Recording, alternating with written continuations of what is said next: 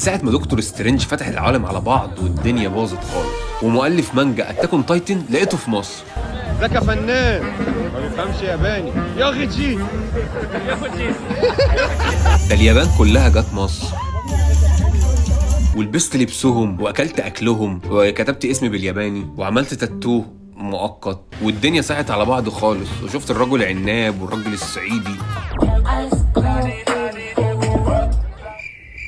واليابان كلها بتيجي مصر في ايفنت اسمه ايجيكون، وبيكون فان داي روش قوي. ولو عايز تشارك في ايجيكون الجاي في نسخته ال11 يوم 1 مارس في كلاب 7 المعادي، وهيكون في اتوبيسات هتوديك وتجيبك من كل حته في مصر، وهناك هتلاقي العاب كتير تقدر تلعبها، وهتقابل كوز بلايرز وشخصياتك المفضله ويوتيوبر ومشاهير، وهتلاقي اسلحه واوتفيتس واماكن للتصوير، ده غير البطولات والمسابقات والهدايا اللي بتتوزع طول اليوم، ده غير حفله اغاني سبيستون ونوستالجيا الطفوله.